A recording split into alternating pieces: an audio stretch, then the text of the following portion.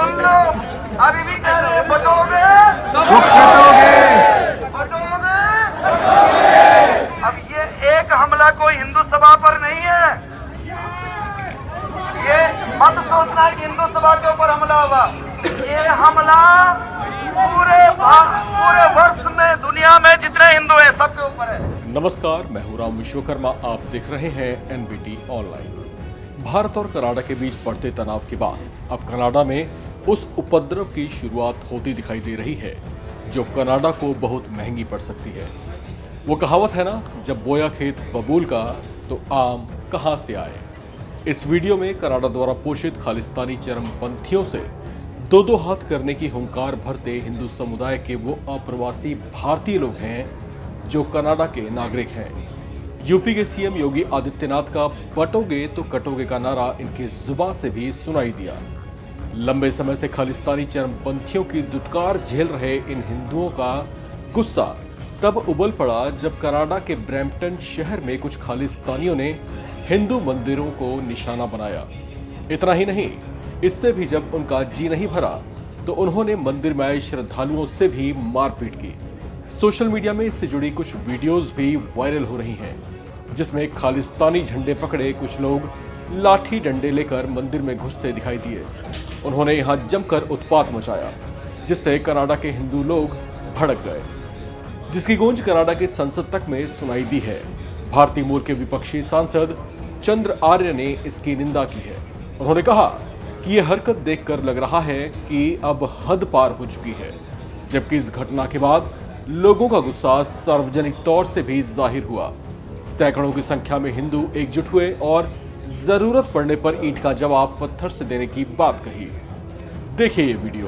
आज समय वो आ गया है जब आज हम लोगों को अपने बारे में नहीं, अपने आने वाली संतति के बारे में सोचना पड़ेगा।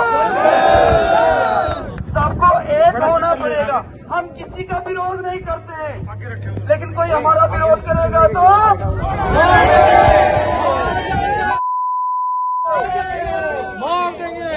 कनाडा के ब्रैम्पटन शहर में हिंदू मंदिर पर खालिस्तानियों के इस हमले की निंदा वहां के प्रधानमंत्री जस्टिन ट्रूडो ने भी की है।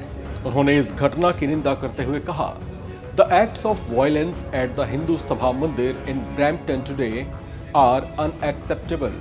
Every Canadian has the right to participate their faith freely and safely.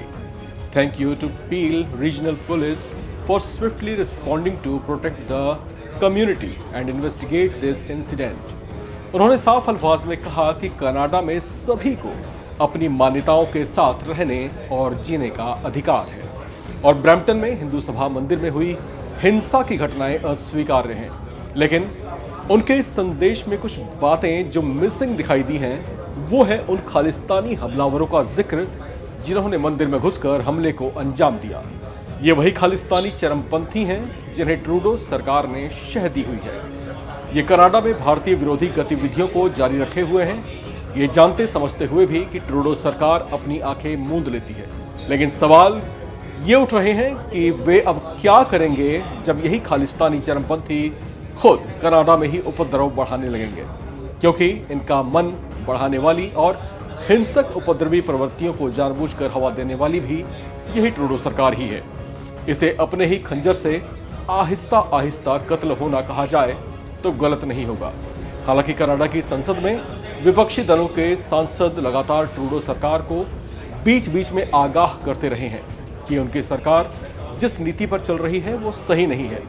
इन बातों को लेकर जस्टिन ट्रूडो की खूब आलोचना भी होती रही है, लेकिन वे सब कुछ जानते समझते हुए भी अपनी आंखें मूंदे हुए हैं। शायद इस वजह से क्योंकि कनाडा में चुनाव नजदीक हैं और खालिस्तानी समर्थकों की आबादी कनाडा में बड़ा वोट बैंक है, जिसके सहानुभूति और समर्थन के सहारे ट्रूडो अपने चुनावी बेड़े को पार लगाने की कोशिश कर रहे हैं।